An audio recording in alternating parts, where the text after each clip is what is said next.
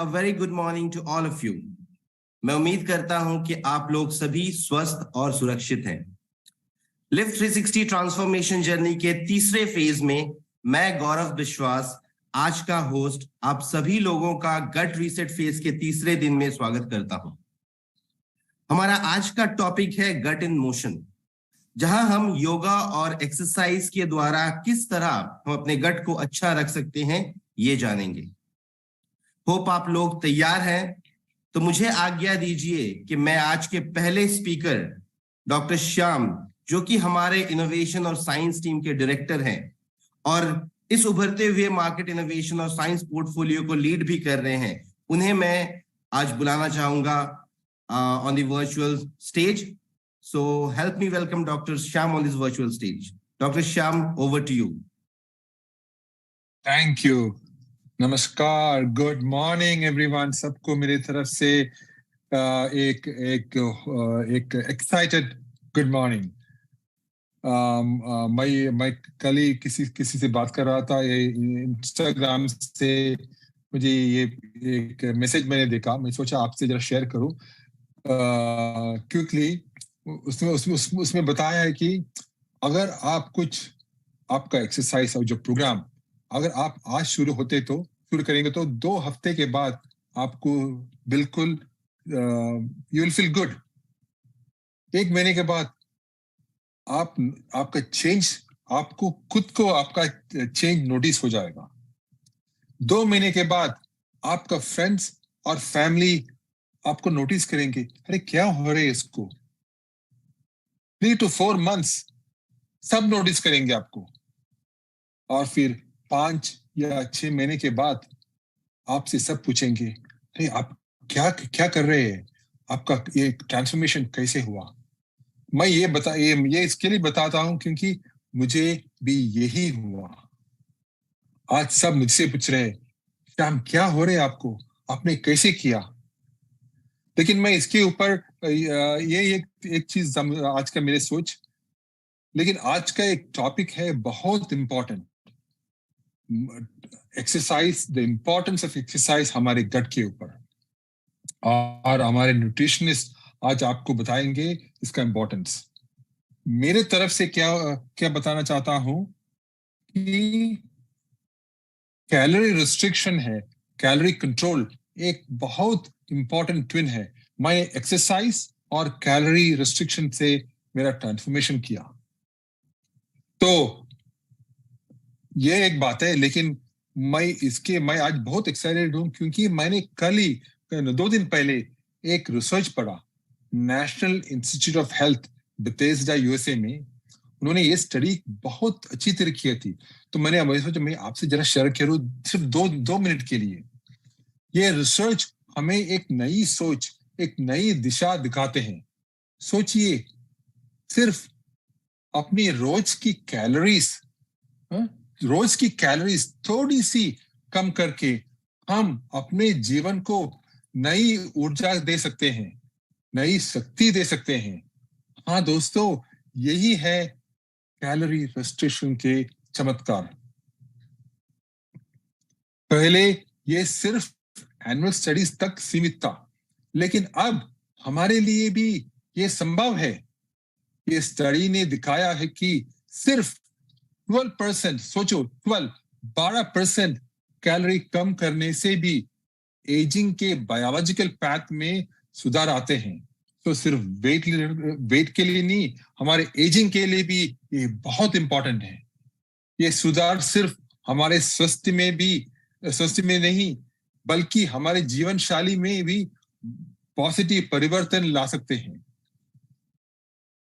और सबसे खास बात, ये रिसर्च दिखाते हैं कि कैलोरी रिस्ट्रिक्शन से हमारे बॉडी के कुछ खास जीन्स एक्टिवेट होते हैं जो एनर्जी बढ़ाते हैं और इन्फ्लेमेशन को कम करते हैं। तो मतलब थोड़ी सी मेहनत, थोड़ा सा परिवर्तन, और हम अपने आप को एक नई शक्ति दे सकते हैं, एक नई उमंग दे सकते हैं। चलिए दोस्तों, अब हमारे न्यूट्रिशंस को मिलेंगे जो हमारे लिए कैलोरी रिस्ट्रिक्शन के बाद गट ट्रांसफॉर्मेशन के बाद एक्सरसाइज और गट के बारे में बात करेंगे। उनका नाम है दीपांजलि। दीपांजलि, चलिए your presentation. Thank you so much sir. नमस्ते टू ऑल ऑफ यू। मैं आपकी न्यूट्रिशनिस्ट दीपांजलि बोल रही हूँ और बहुत अच्छा लग रहा है आज थर्ड डे पे इतनी एक्साइटेड आप लोगों को देख करके। और अभी तक आपने ये सीखा कि किस तरीके से हम अपना डाइट पैटर्न चेंज करें सो दैट हमारे हेल्थ रिलेटेड जो प्रॉब्लम होती है या फिर इस ट्रांसफॉर्मेशन जर्नी में हमें कितना मॉडिफिकेशन करने को पता चला है जो आपकी डाइट बताई गई थी। तो आज हमारा जो सेशन होगा वो आपकी एक्सरसाइज से रिलेटेड होगा कि किस तरीके से आपकी एक्सरसाइज आपके गट हेल्थ को अच्छा कर सकती है और आपके ऑल ओवर ये जो ट्रांसफॉर्मेशन जर्नी है किस तरीके से आप धीरे धीरे करके अपनी लाइफस्टाइल को मॉडिफाई करते हैं और अपने डाइट के साथ एक्सरसाइज को कैसे बैलेंस करना होता है, आज के सेशन में मैं ये बताने वाली हूँ। तो सबसे पहले तो आपसे स्क्रीन शेयर करेंगे।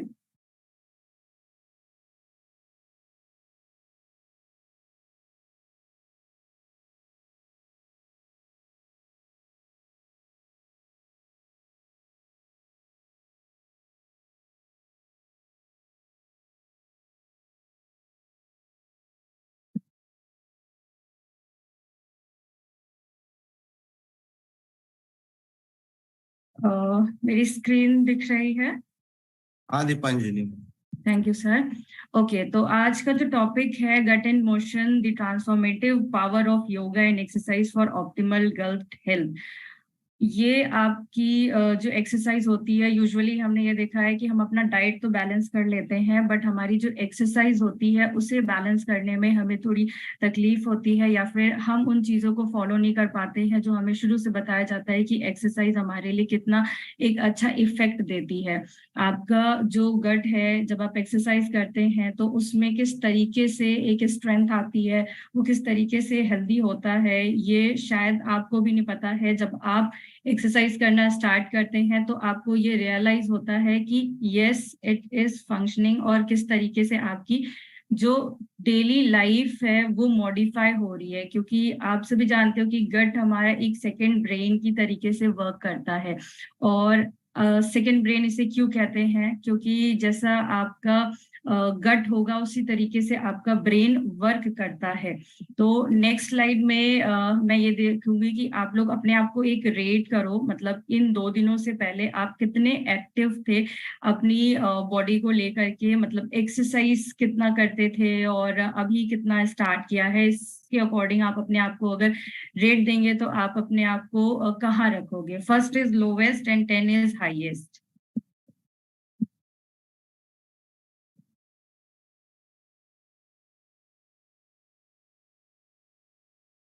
ओके, नाउ अभी आपने अपने आप को स्कोरिंग दी और आपको भी रियलाइज हुआ कि मैं अभी कितनी एक्सरसाइज कर रही हूँ और कितना मुझे इम्प्रूवमेंट करने की ज़रूरत है। तो सबसे पहले तो आपको ये बताना चाहेंगे कि अगर हम गट के लिए एक अच्छी एक्सरसाइज नहीं करते हैं या फिर बहुत लॉन्ग ड्यूरेशन तक की हमारा सिटिंग होता है, क्योंकि लाइफस्टाइल ऐसी हो चुकी है कि आप चाह कर भी अपने आप को एक्टिव नहीं रख पाते हो। मींस आपकी जो जॉब प्रोफाइल होती है, लॉन्ग ड्यूरेशन तक बैठे रहना और एक्सरसाइज ना कर पाना, सुबह जल्दी उठना और शाम को देर तक आपका डिजिटलाइजेशन होना और उसके बाद आप सो जाते हैं।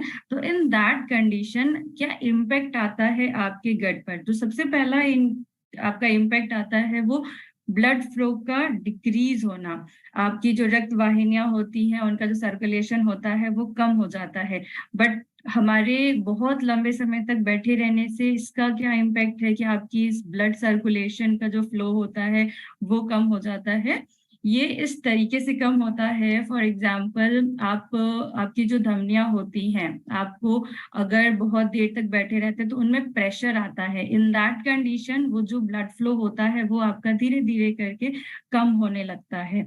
और अगर दूसरा इम्पैक्ट देखा जाए, आपका जो डाइजेस्टिव ट्रैक होता है उस पर प्रेशर आता है, आपका जो डाइजेस्टिव ट्रैक यानी इंटेस्टाइन है, आपका कोलोन है, वो श्रिंक होने लगता है। अब इन दैट कंडीशन जब आप बहुत देर तक बैठते हैं तो वो आपका अगर श्रिंक होगा तो इट मीन्स कि आपका गट अच्छी तरह से वर्क नहीं कर रहा है। तो इसको आपको कहीं ना कहीं मॉडिफाई करने की जरूरत होती है, बहुत लॉन्ग ड्यूरेशन तक हमें बैठना नहीं चाहिए। इसी को आगे एक्सप्लेन किया जाएगा कि किस तरीके से आप अपनी डेली लाइफ की एक्टिविटी को ऐड कर सकते हो, सो दैट ये जो 2 पॉइंट्स थे वो किस तरीके से आप मॉडिफाई कर सकते हैं। तो सबसे पहले जो आपकी एक्सरसाइजेस होती हैं, लिम्फेटिक एक्सरसाइजेस, जो आपके एब्डोमिनल ऑर्गन में ब्लड सप्लाई को एनहेंस करता है। तो आपको आप घर पे अगर बैठ करके एक्सरसाइज करते हैं तो ये बहुत अच्छी बात है, बट अगर आप ऑफिस गोइंग हो और आपको लगता है कि नहीं मेरे से एक्सरसाइज नहीं हो सकती है, तो कुछ ये एक्सरसाइज है जो आपको हेल्प करेंगी इन फ्यूचर भी और आपके आफ्टर दी 100 डेज जर्नी। सबसे पहले आता है आपका डीप ब्रीदिंग। डीप ब्रीदिंग किस तरीके से आपकी हेल्प करता है? डीप ब्रीदिंग आपका, जब आप तेजी से सांस लेते हैं और आपकी जो लंग कैपेसिटी होती है वो बढ़ती है, जो इनहेल और एक्सहेल का साउंड होता है उससे आपकी बॉडी डिटॉक्सिफाई होती रहती है। तो in that condition deep breathing आप कभी भी कहीं भी कर सकते हो, आपको इसके लिए लोकेशन की जरूरत नहीं होती है। आप घर पे बैठ के कर सकते हैं, आप ऑफिस आवर्स में कर सकते हो, बहुत इजी होता है आपके लिए ये एक्सरसाइज को करना। दूसरी एक्सरसाइज होती है हमारी एब्डोमिनल सेल्फ मसाज। आपका जो एब्डोमेन एरिया होता है उसमें कई ऑर्गन्स आप कहीं ना कहीं देखते हो कि आपका स्टमक भी वहां पर है, लीवर भी वहां पर है, आपके जो इंटेस्टाइन है या फिर कोलोन है, लार्ज इंटेस्टाइन है, इन सारी चीजों को अगर आप देखते हो तो एक एब्डोमिनल एरिया में ही पाया जाता है। तो जब आप एक सर्कुलर मसाज देते हैं थ्रू दी डाउनवर्ड्स, तो उस कंडीशन में आपकी जो सेल्स होती हैं आपके एब्डोमिनल एरिया में वो एक्टिव होती हैं और उस तरीके से आपका जो ब्लड सर्कुलेशन होता है इस एरिया में वो थोड़ा डिक्रीज होता है, मतलब इंक्रीज होता है। तो इस तरीके से आप थोड़ा सा खाना खाने के बाद कोशिश कर सकते हो या फिर अर्ली मॉर्निंग उठ करके ये एक्सरसाइज कर सकते हैं, तो उससे आपको काफी हेल्प मिलती है। थर्ड होता है आपका रीबाउंडिंग। आपके रीबाउंडिंग का मतलब होता है कि आप किस तरीके से आपको, फॉर एग्जांपल आप हल्का बहुत थोड़ा सा जंपिंग कर सकते हैं, रनिंग कर सकते हैं, तो वो रीबॉन्डिंग में आता है। उससे क्या होती है कि ओवरऑल बॉडी की जो मसल्स होती हैं वो वर्क करना स्टार्ट कर देती हैं। थर्ड आपका आता है ट्विस्टिंग एंड रोटेशनल मूवमेंट। आप अपने ऑफिस में बैठे हुए हैं, आपको लग रहा है कि पूरे दिन बैठा हुआ रह गया है और अभी तक मैंने एक्सरसाइज नहीं की है, तो इन दैट कंडीशन आप ट्विस्टिंग कर सकते हो। फॉर एग्जांपल आपने इस तरीके से मूवमेंट करी तो ऑल ओवर अगेन आपका जो बॉडी पार्ट होता है, आपका शोल्डर हो गया, आपका स्टमक हो गया, वो मूवमेंट करते हैं। तो इन दैट कंडीशन ऑफिस में भी बैठे बैठे अगर आप ये रोटेट करना चाहो, ट्विस्ट करना चाहे बॉडी को, तो आप आराम से कर सकते हो। तो आपको ये जो एक्सरसाइज में बता रही हूँ, deep breathing, abdominal self massage, rebonding, rebonding तो फिर भी आप सोचोगे कि ऑफिस में जंपिंग कैसे की जाए, इसे अगर आप ना करो तो आप ट्विस्टिंग, रोटेशनल, फिजिकल एक्टिविटी में आपका नॉर्मल वॉक एंड ऑल आता है। तो ये एक्सरसाइज धीरे धीरे करके आप अपने आप से स्टार्ट कर सकते हो, आप ऑफिस में कर सकते हो, सो दैट एक पर्टिकुलर टाइम पे आपकी बॉडी काफी लॉन्ग ड्यूरेशन तक ना बैठे। अगर आपकी बॉडी लॉन्ग ड्यूरेशन तक बैठ रही है तो वो जो 2 कारण आपको बताए थे, ब्लड फ्लो जो होता है वो डिक्रीज हो जाता है, जो डाइजेस्टिव ट्रैक होता है वो ठीक से वर्क नहीं करता है, तो उन चीजों को मॉडिफाई करने के लिए आप इन एक्सरसाइज को स्टार्ट कर सकते हैं। थर्ड स्लाइड जो आपकी है फॉर द बिगिनर्स, मतलब आपने अभी तक एक्सरसाइज नहीं की थी और आप चाहते हो कि आप अपनी एक्सरसाइज स्टार्ट करो, तो ये कुछ एक्सरसाइज होते, कुछ योगासन्स होते हैं जो हमारे लिए काफी एक तरीके से हेल्पफुल हो जाते हैं।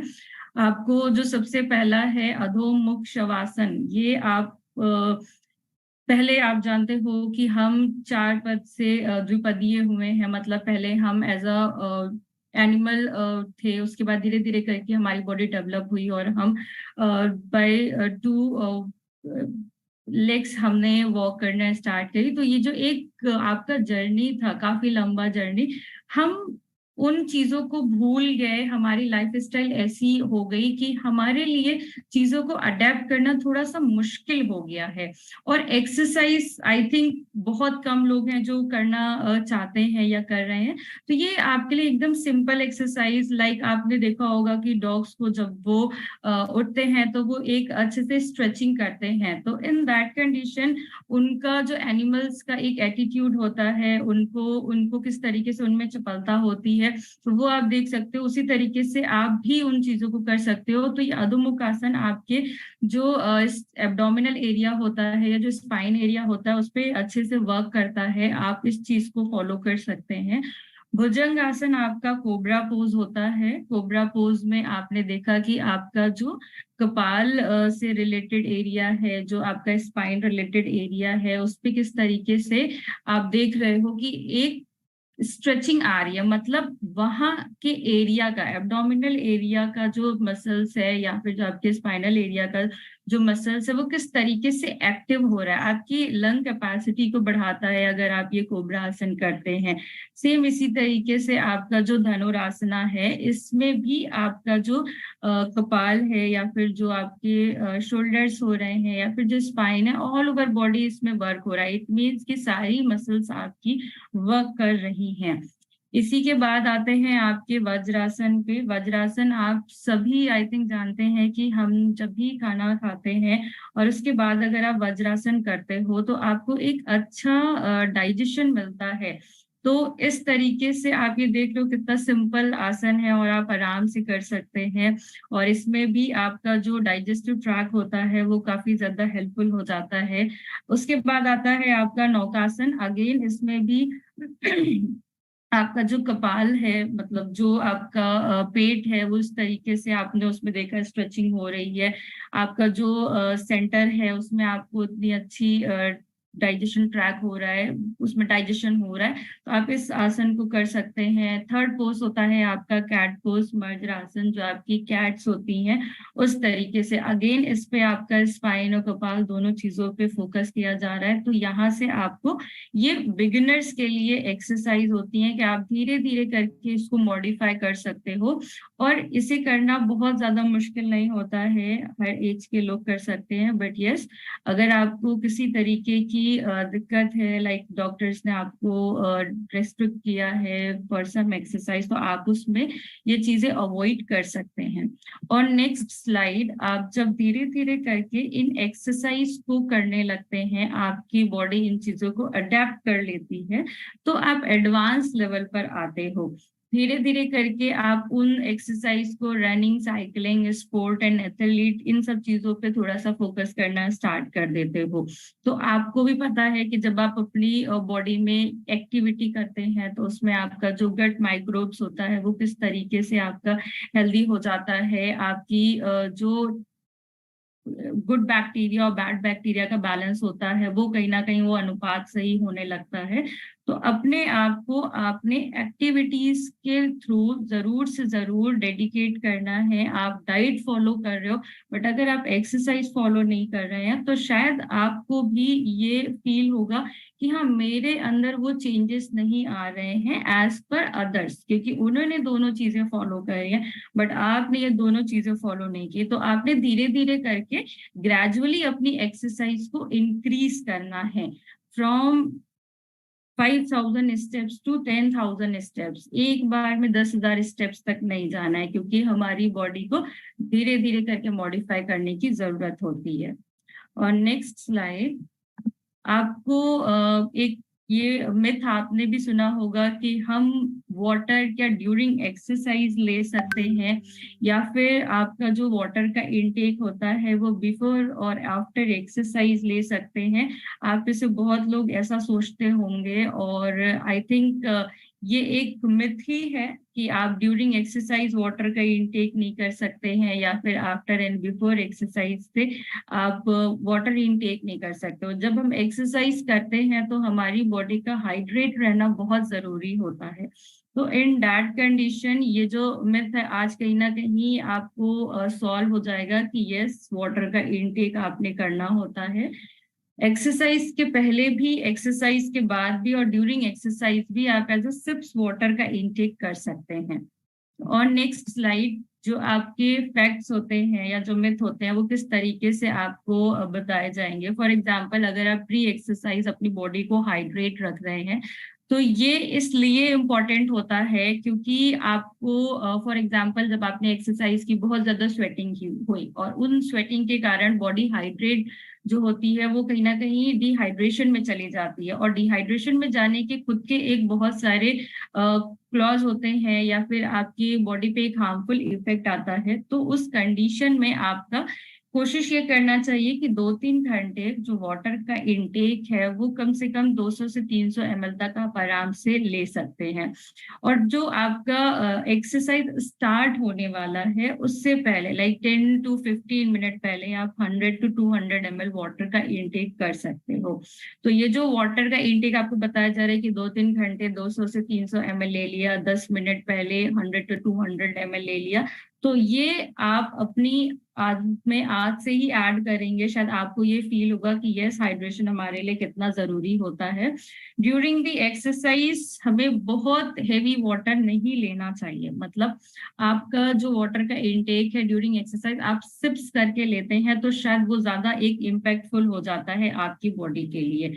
ऑन दी अदर हैंड, जब आप पोस्ट एक्सरसाइज हाइड्रेशन करते हैं तो उसमें भी आपको ध्यान रखना चाहिए कि एक बार में बहुत ज्यादा बेवरेजेस, मतलब बहुत ज्यादा वाटर इनटेक ना हो। और एनी हाउ अगर आप ले रहे हैं, धीरे धीरे करके आप स्टार्ट करोगे और कोशिश करिए कि वो वाटर इनटेक हो जिससे आपका जो स्वेटिंग हुआ था और जो आपका इलेक्ट्रोलाइट इम्बैलेंस हुआ था उसमें आपको थोड़ी सी हेल्प मिले। फॉर एग्जाम्पल, इलेक्ट्रोलाइट आप जानते हैं सोडियम एंड पोटेशियम, तो इन चीजों के लिए आपका जो वाटर इनटेक होगा उसमें लेमन वाटर है, मिंट वाटर है, इन्फ्यूज्ड वाटर है, तो पोस्ट एक्सरसाइज हमें इन वाटर्स का इनटेक करना चाहिए, ना कि नॉर्मल वाटर, सो दैट जो हमारा इलेक्ट्रोलाइट इम्बैलेंस होता है वो कहीं ना कहीं बैलेंस में हो जाए। इसके बाद आते हैं आपके वॉक के ऊपर। आपको अक्सर आपने ये सुना होगा कि क्या हम मील्स के बाद डायरेक्टली या इमीडिएटली वॉक कर सकते हैं। तो आपको आज शायद इसका आंसर मिलेगा, क्योंकि बहुत लोग हैं जो कंफ्यूज हैं कि खाने के बाद हमें वॉक करनी होती है या नहीं करनी होती है, या फिर खाने के तुरंत बाद हम वॉक करें या ना करें। अक्सर हम खाने के बाद कोशिश करते हैं कि बैठकर टीवी देखें या फिर आप लेटने की कोशिश करते हो। इसके पीछे का जो रीजन होता है वो ये होता है कि आप अपनी जो भी डेली लाइफ, मतलब आपने जो शेड्यूल फॉलो किया, आप सुबह से चीजों को फॉलो नहीं कर पाए।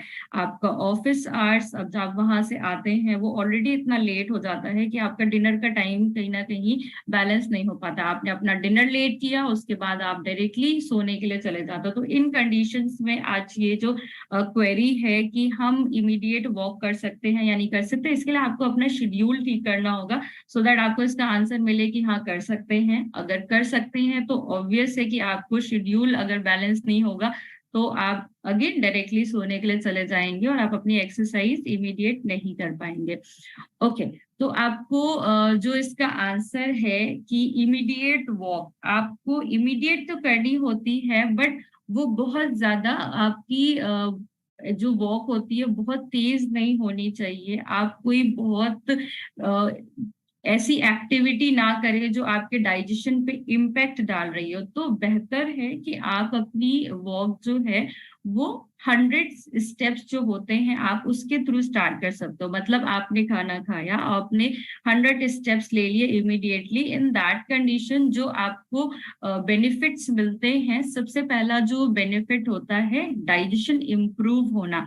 आपने खाना खाने के बाद जब आपको 100 स्टेप्स आप चलते हो तो आपका जो डाइजेशन होता है वो स्टिमुलेट हो जाता है, और जो आपके गैस्ट्रोइंटेस्टाइनल मसल्स होती हैं वहां कॉन्ट्रैक्शन स्टार्ट हो जाता है, मतलब आपका डाइजेशन कहीं ना कहीं अच्छा होने लगता है। आपका जो दूसरा एक बेनिफिट मिलता है, ब्लड शुगर जो होता है वो आपका कंट्रोल हो जाता है। जब आप एक्सरसाइज करना स्टार्ट करते हैं तो उस कंडीशन में क्या होता है, आपके जो ब्लड शुगर्स होते हैं वो धीरे धीरे करके बॉडी में एब्जॉर्ब होते हैं। इन दैट कंडीशन आपका जो ब्लड शुगर लेवल्स होता है वो कंट्रोल में रहता है। थर्ड होता है आपके हेल्दी वेट में कहीं ना कहीं मेंटेन जो रहता है। अगर आपने खाने के बाद वॉक करी तो जो भी कैलोरी होती है वो यूज होने लगती है, तो उस तरीके से आप अपना हेल्दी वेट गेन कर सकते हैं। हार्ट बर्न और इंडाइजेशन, सभी को पता होता है खाना खाने के बाद जब आप वॉक करते हो तो वो जो एक डाइजेशन और इनडाइजेशन और हार्ट बर्न का कहीं ना कहीं एक सिनेरियो आता है, उसमें थोड़ी सी हेल्प मिलती है। प्लस आपकी एनर्जी और मूड भी अच्छा रहता है। मतलब आप थोड़ी सी एक्टिविटी करते हो तो आपको भी पता चलता है कि हाँ आज मैं बहुत खुश हूँ। तो ये कंडीशन यही होती है कि आप अपनी एक्सरसाइज को कंटिन्यू रखो। Do you feel happy when you exercise? Do you know why? इसका जो रीजन होता है कि अगर आप एक्सरसाइज कर रहे हो, कई बार मेरे पास क्लाइंट्स आते हैं, वो कहते हैं कि मैम मैं तो डेली एक्सरसाइज करता हूँ, और उनकी उस बात से मुझे खुशी मिलती है। इवन उन्हें भी खुशी मिलती है कि वो एक्सरसाइज कर रहे हैं। इट मीन्स कि उनके बॉडी के अंदर डिफरेंट हॉर्मोन्स होते हैं, वो रिलीज हो रहे होते हैं। तो आपको अगर एक्सरसाइज डेली बेसिस पे करनी है तो शायद आपका जो मूड होता है वो बहुत अच्छा रहता है, पॉजिटिव एनर्जी बनी रहती है, ओवरऑल हेल्थ पे काफी अच्छा इम्पैक्ट आता है। तो कुछ ऐसे हॉर्मोन्स हैं जो आपकी ड्यूरिंग द एक्सरसाइज बॉडी से रिलीज होते हैं। फॉर एग्जांपल एंडोफ्रेंस जो आपके होते हैं, उनमें painkiller, as a painkiller उन्हें बोला जाता है, और आपके मूड बस्टर्स होते हैं। जब आप अपनी एक्सरसाइज करते हैं तो ये आपका जो हार्मोन होता है वो रिलीज होता है। सेरोटोनिन, डोपामाइन, नॉर एपिनेफ्रिन, ये सारे जो हॉर्मोन्स हैं ये बॉडी में धीरे धीरे करके आपके रिलीज होते रहते हैं। जैसे आपने सुना होगा कि हमें जो डोपामाइन होता है प्लेजर देता है, तो इन दैट कंडीशन आप एक्सरसाइज करेंगे तो वो प्लेजर आपको मिलेगा। सेरोटोनिन जो होता है वो आपके मूड को, एपेटाइट को, स्लीप को रेगुलेट करता है। तो ये सारे हॉर्मोन्स आपकी बॉडी से रिलीज होते हैं जब आप एक्सरसाइज करते हैं। इट मीन्स कि आप हैप्पी फील करते हो अगर बॉडी एक्टिव रहती है।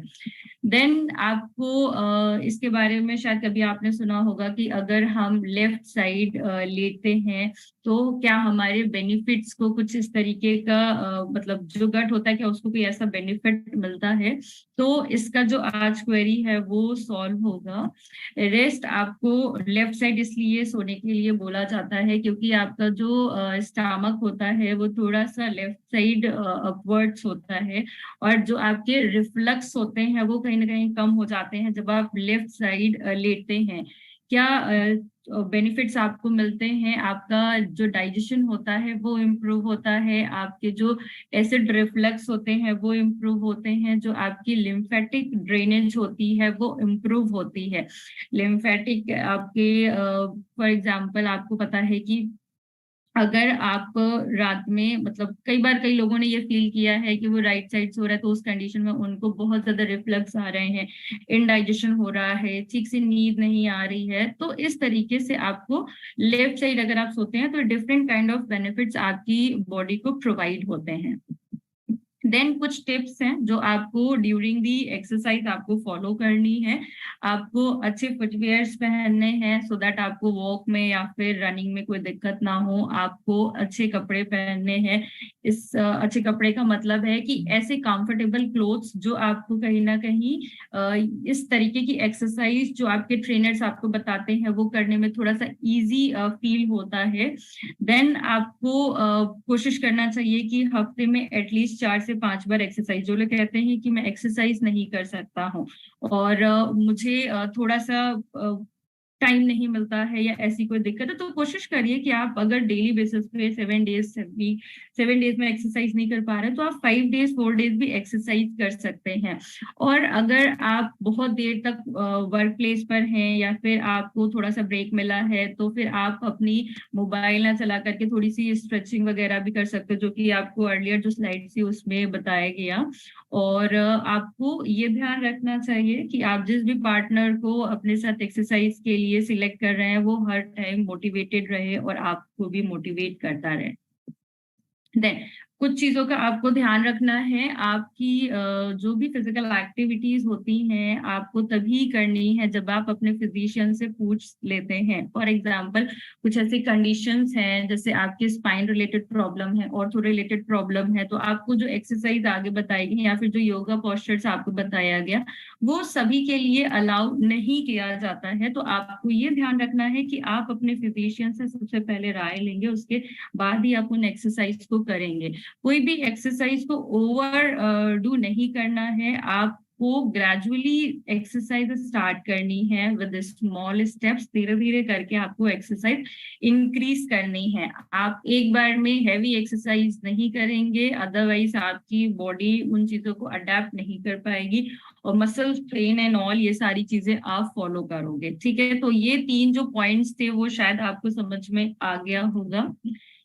ओके, जो आपको 5 थिंग्स हैं जो कि आपको ध्यान रखनी है। सबसे पहली चीज है कि आपको अपना पोस्चर ठीक करना होगा। आप जब बैठते हैं तो कोशिश करिए कि आपका स्पाइन स्ट्रेट हो, आप एक गुड एंड कंफर्टेबल पोस्चर में बैठे हो। उसके बाद आपको ये ध्यान रखना होता है, take advantages of breaks and move around. ये एडवांटेज किस चीज के लिए है? जो आप लॉन्ग ड्यूरेशन तक अपने ऑफिस में बैठे रहते हैं या फिर आपकी जो मीटिंग्स होती हैं अगर आप उसमें बैठते हैं तो कोशिश करिए कि आप वो वॉक करके यूज करो, या फिर ड्यूरिंग दी ऑन कॉल अगर आप रहते हैं तो उसमें भी आप वॉक करके अपने स्टेप्स काउंट को बढ़ा सकते हैं। Set your alarm once every hour and get up to move around the 5 minute. आप अपने अलार्म को सेट कर सकते हो सो दैट हर 5-10 मिनट में आप उठे और थोड़ा सा अपने चारों तरफ घूम कर आए। आप ऑफिस एरिया में ही क्यों ना बैठे हो, बट आप ये एक्सरसाइज आराम से कर सकते हैं। उसके बाद आपका जो पॉइंट आता है, आपको कोशिश ये करनी है कि मॉर्निंग और नाइट तो both the time make sure the stretch. आप स्ट्रेचिंग करना ना भूलें। Especially target hip flexor or stretch that allow you move your back like cat and cow। जो आपको शुरू में मैंने एक्सरसाइज बताई थी cat pose and cow pose, इस तरीके से सुबह शाम आपको अपनी बॉडी में स्ट्रेचिंग करनी है सो दैट जब आप ओवरऑल बॉडी में स्ट्रेच करो तो सारी मसल्स का जो ब्लड फ्लो होता है वो इंक्रीज हो जाए। Alternate between sitting and standing while your work. कोशिश करिए कि आपका सिटिंग और स्टैंडिंग का जो पोस्चर्स होते हैं वो ऑल्टरनेट आप यूज करते रहो। बहुत लंबे समय तक बैठने से आपको कहीं ना कहीं प्रिवेंट होगा। अब सबसे इंटरेस्टिंग, आजकल सभी लोग रील्स बनाने में काफी ज्यादा बहुत ज्यादा मतलब खुश होते हैं। तो आज की जो एक्टिविटी होगी, आपको जो एक्सरसाइज है, जो आपको चीजें बताई गई हैं योगा एंड एक्सरसाइज, उन सब से रिलेटेड आप एक रील बनाएं और अपने ग्रुप में जरूर उसे पोस्ट करें।